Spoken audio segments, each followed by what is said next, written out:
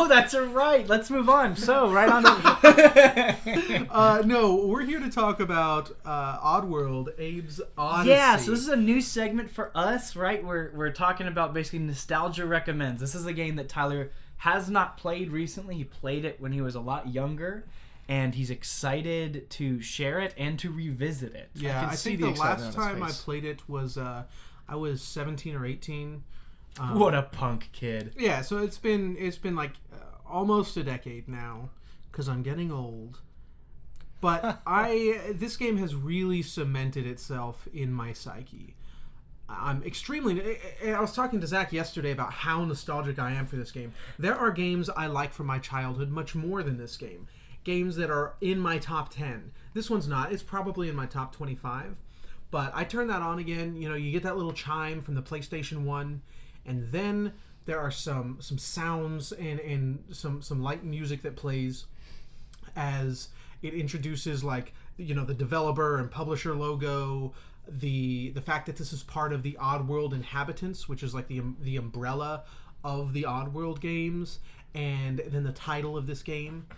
They're not flashcards. It's done by like tribal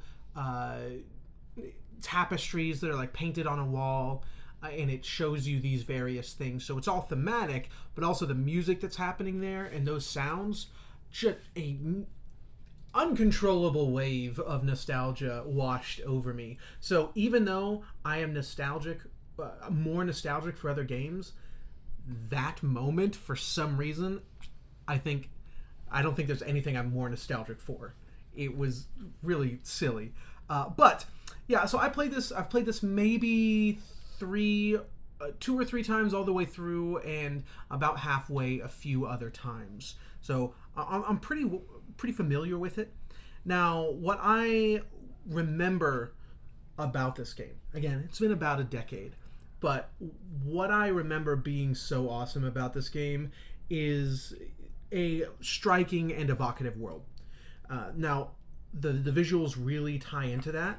I am a sucker, even for old games, a sucker for those early pre-rendered backgrounds from PC point-and-click games. Oh yeah, man, they look really good. The PlayStation 1 era, yeah, they look really solid.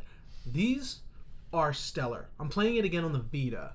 So and specifically the PS1, version on the Vita. Yeah, there's not a physical release there. It's the PS1 classic, the digital version. I'm just clarifying that it's not new and tasty. Like, oh sure, yeah, we're definitely playing the original here. Though I think next week I'm gonna go play new and tasty finally. So on this smaller screen, super bright screen, everything looks awesome. Now I've got it stretched out just a little bit to fully fit the screen. I didn't want those black bars. But it still looks great. It's not stretched out too much. Playing it on a bigger modern screen just doesn't look good. I also loaded it up on, what is that, like a 32-inch monitor? I don't remember. But it doesn't look good. Absolutely not. Because it's stretched to fit that size. Now, you can probably set it down to be, like 480p or something. But I don't want to play with that little bitty box in the middle of my screen. So, playing it here, looks awesome. The cutscene, like, there are cutscenes in the game that are like in-game cutscenes. Because these are all pre-rendered backgrounds, they are pre-rendered from the cutscenes, so it seamlessly merges into a cutscene, and it's awesome. I don't remember a game doing that that early on. We now in-game cutscenes are par for the course. Yeah, I mean, if you stop the player and give them a fully pre-rendered cutscene, you're doing it wrong. Like, graphics are good enough now that you should not pull the player out like that. And they really did a solid job on that early on. Now, there was also I remember there being a huge emphasis on sound design. Everything in the game, it has something to do with sound. You can't play this game silently. So it is a platformer, but it's a puzzle game. So each screen is a different puzzle. Now, it might just be a platform and you walk over to the next one, but usually each screen is an individual puzzle, and it might, like, solutions to that puzzle might come from other screens, up, down, left, or right. And you can hear what's happening in those other screens and how far away they might be. The sound does get further away, and knowing what's happening in those other screens is super important because it's such a precise platformer. Yeah, the amount of times that I've walked onto a screen and just died. Yeah, we'll definitely get to that. Attention. That's not something I recalled very well. But huge emphasis on sound design. The tone was always a little dark. It dealt with some heavier themes, but there was a lot of humor in it. It was pretty lighthearted. I remember this being one of the earlier games. I played. It came out in '97, so I probably played it in 2001 or something. I was pretty young, so what was I, like 7 or 8? I think it was 8 at the time when I played it first. But I remember this being one of the first games that I was like, oh, dang it, that's sad. Because you've got to free employees. You're a slave. Set the stage. Okay, yeah. How about this is one of the biggest draws of Oddworld is the setting. Yeah. So it's an alien planet, and you are Abe, a Mudakin, who is one of these alien inhabitants. Now, this entire race has been enslaved by another race to make sweet little Debbie snacks, and they have other plants that they do other things with. Like the sequel is about beer. There are other Mudokons that are enslaved at a brewery. But anyway, yeah, you've been enslaved for these corporate overlords that are only concerned about profit, and profit is down for their other treats, their other offerings, because one of the species on the planet has completely gone extinct because they ate them all. They made meat pies with this species. So the other two species are in major decline, like the other two creatures that they are making food from. And I think, well, we have all of these Mudokons. Let's make meat pies with Mudokons. And Abe is just like buffing the floor one day, and he sort of like sees the door cracked in a corporate meeting and is like, oh my god, I gotta get out of here. And of course the corporate overlords it's super tongue-in-cheek. It's so funny. Really, really comical villains. And all the dialogue is like rhyming. Everything like Dr. Seuss rhyming. Yeah, it's really silly. And that's intentional because the subject matter is not that silly. It is about enslavement and freeing this sort of these tribal people, and it's about capitalism sort of destroying the world. Now, those beliefs might not be held by everybody, but that's what the game is about at its core. Reduced down to its simplest message, but it really delivers a lot of silly jokes, fart jokes. There's a lot of those. In fact, of them. There is a fart button. Yeah. So sound design was a big deal there. The setting has again cemented itself into my brain. The like meat processing plant is largely the same throughout. But the other three environments you go into are some of my favorite brands of fantasy. I've not seen that, elsewhere. That's really unique stuff to me, really unique visuals. Now, I also remember that there are a ton of secrets in this game. I have played it now, this is maybe my 6th or 7th time playing it at least part way through. I remember every time I have played it, I'm finding more and more new things in there. This is true again in this later playthrough. So there's a lot to see. You won't save all of these employees. Oh, I was talking a moment ago about like sort of being sad because there's a number. Like we currently have 99 employees on the clock. And it'll show you how many employees have died today. So that's like in your game, how many employees that you have let die and how many employees have escaped. And that's how many you've saved. So there's a counter, 99, 0, and 0. And so if one of them dies and you decide to just keep going without restarting, that's always going to be shoved in your face. It's just dead. Yeah. Yeah. It's on the board. Yeah. It's definitely silly that it's showing you that, but that's the first time I was like, oh, dang it, I can't do this. I'm not good enough. But then I realized, well, I have to save the other one. So I was like, you know, there are sacrifices that might have to be made. I I was thinking about those things as a young kid. I was like, this is weird, guys. This is a video game. Anyway, those are the things I remember from it. We'll see if it holds up. Yeah, what's going on with let's your talk playthrough, about it. So your Virgin Voyage. Yes, as they call it unanimously. I am also playing this game, PS1 Classic on the Vita. God bless the Vita. What a great system. Yeah, dude. It really, the people who talk ill of that console. What? Sorry, just that The was, squeak? I know. In my voice? No, keep going. I'm sorry. The people who talk ill of the Vita don't know what the hell they're talking about. Yeah, it's a great... Like, they're just on a hate train. Like, that's such a good system. If there's a game on the Vita that's on the Switch, I will buy it on the Switch. Of course. Personally. But, man, there are plenty of games that are Vita only that just need to be played there. And playing PS1 Classics there is so... Oh, yeah. And it's nice. such a good emulation device for anything up to the PS2. It's a great emulation device. Yeah, I loved Metal Gear Solid 1 works pretty well on there too. I would still say play that one on a big screen, but sure. Anyway, moving on. And also, last thing, we might not even have the Switch if it weren't for the Vita. Like, these were approaching console-level games on a Vita. Like, Uncharted and Killzone were some of the big early games there. Those... Oh, and the racing game, the space racing game, Wipeout. Yeah, Wipeout. Those are like stellar offerings. Now, I'm not really interested in two of those, but visually and mechanically, those are console games, and that hadn't been done before. And maybe we wouldn't have the Switch if it weren't for the Vita. That is absolutely, even if that isn't the case, that wasn't a direct inspiration. That was absolutely doing what the Switch is doing. Correct. Well before the Switch. Yeah. So I'm playing it on Vita, and I actually had to start over. I was having a rough night, and it was definitely not the time to play it. So I kind of get started, and I know very little about this game. I know the tone. I had played a little bit of Munch's Oddysee at a friend's house when I was younger. That's really it. So I go into this game, and I start to pick up, okay, this is a puzzle platformer that is far more puzzle than it is platformer.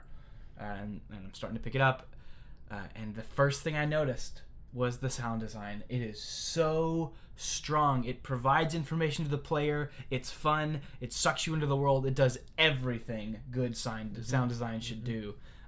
And yeah, really impressive. I enjoyed it quite a bit. So I'm going through this game, and I'm playing it, and I'm finding a couple secrets. Feel good about myself. It's fun. I remember the first time I got an employee killed. And the employees are pretty silly. Like, first thing you do, you can say hello. You go, hello. And then they go, hello. And I thought I had a good job. Yeah. And it's very silly voices. And then you have a couple commands. And one of them is, follow me. And he goes, okay. And so he follows you anywhere. He will walk into an electrified fence and kill himself because you told him to follow you. Yeah, it's really silly. And so it's... and then if that happens, but you don't die, he's like, oops. Yeah, Abe goes, oops. And he like shrugs a little bit. Yeah. And it's very silly. But yeah, unfortunately, what... one of the limitations of the time, I guess, is if you get one killed, you have to die. Like, you can't just, like, reload real quick. Mm-hmm. And the save system is so I was about archaic. to say, I'll get to that. That's my major frustration right now. But I want to talk about, so that's a little bit frustrating, but it's small. Like, it is easy to get yourself killed in this game. It is not difficult. You just walk yourself into the same laser. Yeah, exactly. So... but the puzzles are very fun. A lot of them are basically revolve around a couple different mechanics. Getting these guys to follow you at the right time, pulling the levers. A lot of it's about timing. Yeah, for sure. Very much, which is why the sound design is so good, because you can get into a rhythm with these the sound effects that are happening and solve this puzzle. And it'll take you a couple tries, but it's fun and it's rewarding. Unfortunately, I started to realize after I completed like a little secret zone when I continued on the main path, if I had not hit a checkpoint yet and I died, I have to go back and redo that whole secret puzzle that I just did. So unfortunately, it discourages you from exploring too much unless you have a lot of patience. Or know the game very well, right? And you know what? That's just, I think, a limitation of the time in some aspects. Maybe the hardware. I don't know. No, I think that it's just poorly designed in that aspect. I don't see how that can really be a limitation. Like, you can literally have a restart button, or the save mechanic could actually work like a save mechanic. Yeah, the way you save is not normal. Yeah, so we'll talk about this. This is like Nintendo level nonsense. Really just absolutely dumb. So every screen has a code. You can press the pause button and look at the code and write that down somewhere. If you ever want to return directly to that screen, then type in the code. Go back to the home screen, I think, right? Do you have to do it from the home screen? So the title screen. So go back to the title screen and type in that code. Now, I've never done that. I've never felt the need to do that, but that's a way you can get to where you want to be. Otherwise, every 5 to 12 screens, there's a checkpoint. And there's a lot you're doing in all of those screens. There's a ton of secret areas in this game. 99 employees that you need to... It is so fun to find them. It is. It's very rewarding. And then, when you do find them, there's really difficult puzzles in there. And so it's a rewarding game. Absolutely. But... if you're going through an area and you die, you got to go all the way back. The checkpoint was 11 of those 12 screens away. Yeah. And if you save in the middle of an area, it's not going to save you there. It's going to take you back to the beginning of the area. But it also doesn't save the stuff that you did up to the point that you saved. Yeah. If it returned you back to the checkpoint, but kept your progress, like the things, the levers you pulled, that would be fine, understandable. That's where you put the checkpoint. That fine, whatever. But the save isn't actually save. I don't know what it's doing, and then also it doesn't overwrite the previous save or even let you. This was a frustration when you were actually playing on the PlayStation 1. It's not on the Vita, of course, because you've got 32 gigabytes of space, but. And then on the PlayStation, you didn't have that much space, and also you only had 8 or 12 blocks. Yep. So it doesn't allow you to select a block to save on. You have to overwrite the previous you have save. to delete it. It always saves on a new block. Yeah. So really archaic, and not even just archaic. What is this? Which, you know what? It's sad how much it takes away from the experience, but at the end of the day, I am playing this game, having to do with these frustrations, and I keep going not out of the sense of dogged determination as if I was stuck on a boss in Dark Souls. I keep going because it's fun. Yeah. Even some of the puzzles I have to redo, I'm like, I like this puzzle, and now that I figured it out, I can do it like that. Mm-hmm. I'm very, very much finding joy in playing this game. There's some other old school BS, for lack of a better term. You might drop down a screen and then immediately die because you're supposed to drop down on the other side of the platform because there's a meat grinder right below you, and there's no way you could have ever known that. But that's intentional. That's so. Yeah, I guess when you say old school, not because of the limitations, that's a design philosophy that isn't really present anymore. Correct, and you know what? Again, not big enough to take away from the experience, because what I leave when I put that Vita down and I think about that game, I never find myself thinking about that. Mm-hmm. Never. I always find myself thinking about, man, that was a really fun puzzle. And some puzzles have multiple solutions, especially earlier ones that are simpler. There are multiple ways to take care of them. And you can cheat your way through some of them also. Yeah. There's a couple items that you will need to use. So a grenade that you can cook and throw, just piece of raw meat that you can get creatures to chew on, and a rock that you can distract people with or hit things, buttons and whatever. Blow up mines. Yeah, blow up mines. Oh, and mines, well, I guess you don't really take those with you, but mines are interesting. Anyway, so a couple items that you can take with you from one puzzle and just leave it in your pocket. And there's not like an inventory you have. It's just the circle button will allow you to throw whatever you're currently holding. That's it. There's no inventory management, no other items. But yeah, you can take those things from one puzzle to another and maybe break that puzzle a little bit. Yeah, break the puzzle. Exactly. I've done that, and it's very rewarding to do that. It feels like, and it the game intends for that stuff to happen. Maybe not that exact solution, but it lets you do that thing. Yeah. So that's really nice. I like that aspect of it. One thing that is usually very good, I'd say there are some moments where it's kind of annoying and doesn't line up, but for the most part, creatures will behave in the same ways. Mm-hmm. There are times where they're not. Like, there's one puzzle in particular. There are these dog-like creatures that sleep, and when you alert them, they just chase after you. There's one that, for some reason, no matter how much noise you make, he will not wake up until you step onto a very specific point, regardless of whether you're sneaking or not. He will wake up when you touch that point just for the sake of the puzzle. Yeah. And it's like, come on, you didn't have to do that. You're pulling me out of the game. You got me killed for a very silly reason that I could not have controlled. You kind of broke my immersion and my ability to make these solutions and solve these puzzles. But that happens so rarely. Typically they behave the same way. And the central mechanic of the game, I'd argue, is your little chant. You know, this little chant, and you go, like just like that. It's very silly. And you can possess enemies with this. There are certain things, there's little red blocks that basically will zap you if you try to chant. It's also how you open portals, by chanting. Yeah, so the conceit there is, this company has been enslaving Mudokons for centuries, and they understand that this is an ability the Mudokons have, so they've created this technology to deter, to retard. And if there's more than one enemy being affected by it and you're not out of the way of the enemy, they'll just shoot you or stop you. Or if there are other little Mudokons on the screen, they'll just shoot them instead. Yeah. Right? So, but you can possess them, and they have their own language system too, like the Sligs, right? So you can go like, hello, and all their buddies will go, hello, like back to you. Or you can tell them, get down, and like all the Mudokons will get down, and you can shoot the Sligs. It's so fun to just walk around. You're one of the guys. Like, you try to blend in with the other guy. Yeah. And that's an important aspect of this game. There's no combat in this game. The hero was very intentionally designed to not be able to hurt anyone. The developer has said that multiple times. He doesn't even look different from the... other than he's got a slightly lighter skin tone. Just so you can tell it's just him. A Mudokon. Yeah. He like, there's a lot of silhouetted...